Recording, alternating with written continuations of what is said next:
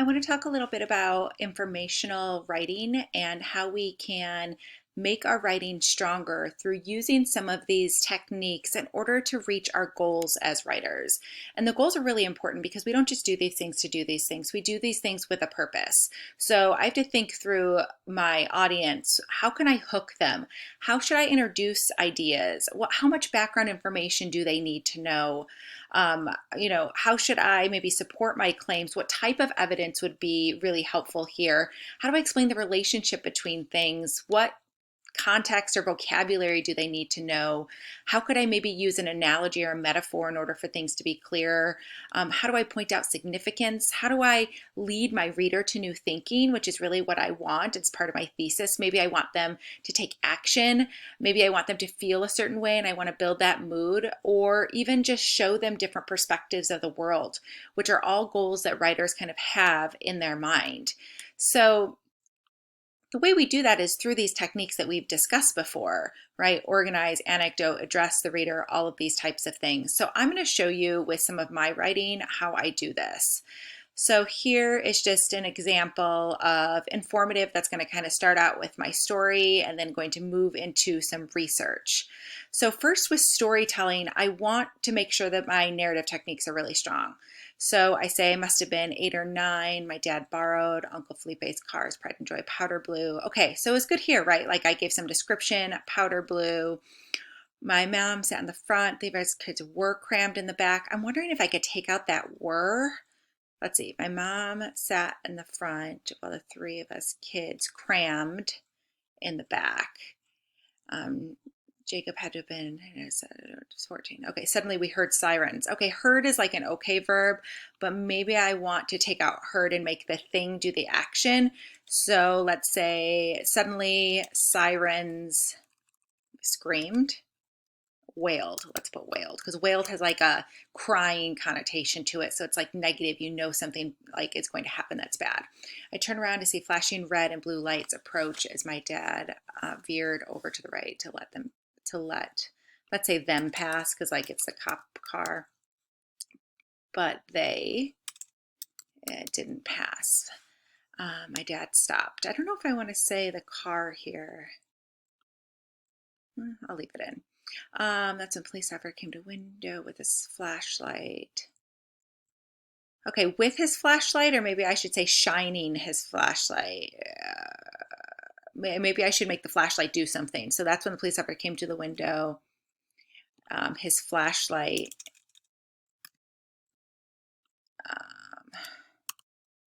shining in. Still an ing verb, but I think it makes sense there. So my dad didn't have his license on him. I don't remember.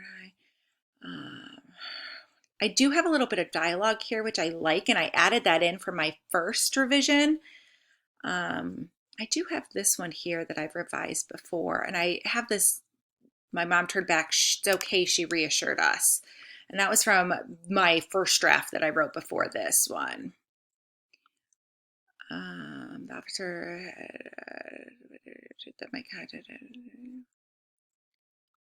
maybe I would put it here. And then I might say something like, but clearly she was shaken too, right? Something like that. So here I'm kind of working on my narrative. So let's keep going. And that's my hook. That's how I'm kind of like drawing people in. And that's one of the reasons why I do this. I also have a very clear organizational structure here, which we talked about, right? Like one of the techniques is to organize. I'm going story, research, back to the story. So that's kind of my connection there. All right. Then I do this here with rhetorical questions, right? What I wonder is, why was this, right? And you can see in my previous one, I said that what was happening, is this true? Is my story unique? Rhetorical questions are great, not only because it gets your reader thinking, but it's also a great way to transition. And so I'm using that here. I'm also using a strong source here, like according to the Bureau of Justice Statistics, and then I put the information.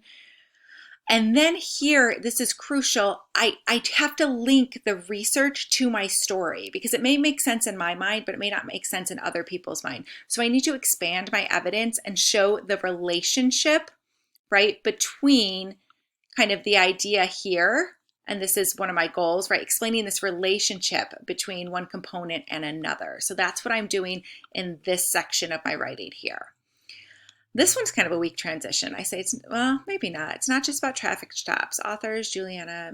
Here I'm citing experts, and I actually list the author's name in order to say, like, this is who's writing about it, and this is really important. So sometimes I try to vary, like here I say the Bureau of Justice Statistics because it's like a think tank who's bringing all of it together. But if there's an actual author, I always try to list the author to give some credibility, some ethos to my writing as I go through. I'm really thinking about is this kind of like concept or vocabulary. So I'm going to look back, and I have this writing that I've done here, but I also have this other research in my other draft that I have with this great example here from the Washington Post, right, that talks about percentage of drivers pulled over by police in 2011 by race. And I think this is really important to show. So I think I might add this section of my draft to the other draft that I'm working on now. And I typically have a few drafts going on. I do try to label them, like I put with image here to help myself remember like which one is it and keep them in a folder. Because sometimes I find that as I'm writing, especially as I'm researching, my thinking is changed.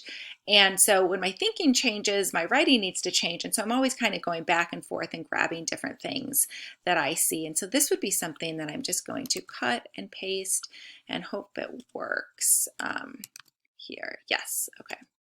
And then I'm going to pull in my new thinking that I kind of have in here from the Washington Post there and try to connect it with my writing over here.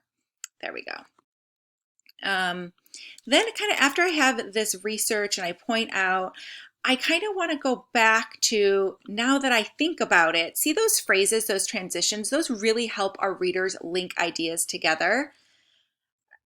And then I'm going to go back to my original story here, right? I don't know what exactly happened here. I wish I could say it's a past, but now I want to link it right to today. I want to link things to what's happening and what's going on and trying to connect it to this bigger social issue. And so I talk about the iPhone here and this bias or unconscious bias and another book that I read, trying to kind of reach out of not just this topic, but other things I've learned perhaps in other classes, reading, listening to podcasts. And then at the end, which is kind of odd, is my thesis. This is called a delayed thesis structure. And oftentimes we see this in this type of writing that starts with an anecdote, goes into research, and then has kind of a call to action. And so what is my thesis? Well, I think that we really need to be pushing and protesting reform in all aspects of society. Yes, in police, but also in our schools and other places where it seems that justice is not truly served because of the way people look. And that's my thesis. My thesis is we need to continue be pushing so that race is not seen as a negative thing, but as seen that makes us different in a wonderful collective society. So that's my thesis. And once I have that and I'm kind of there, I want to go back and make sure my evidence connects with that thesis. So I have kind of the anecdotal evidence, and I'm just going to pull up here, right? I have my ideas and claims. Right? Hopefully I'm leading the reader to new thinking as I'm coming up to new thinking. And I'm very specifically trying to build that mood in that beginning anecdote with those negative verbs and to show that like this was a traumatic incident that happened and I'm not the only one that this is happening to. So I want you really to think about raising questions, perhaps addressing a reader. Oh, I should do that. So at the end, I say we here, just rolling down. Extra stuff I don't want to delete. See, I always have that too, just in case I want to pull it. Maybe I want to add something with you. We have biases.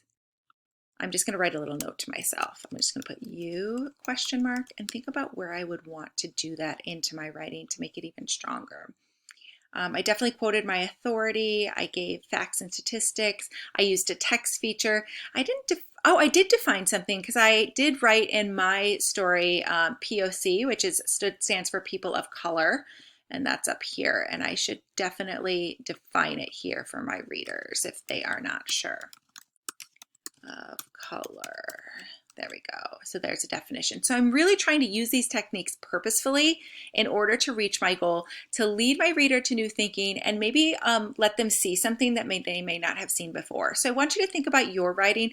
Go through and start to make these small tweaks and think about what your goals are and what techniques you can use to achieve those goals.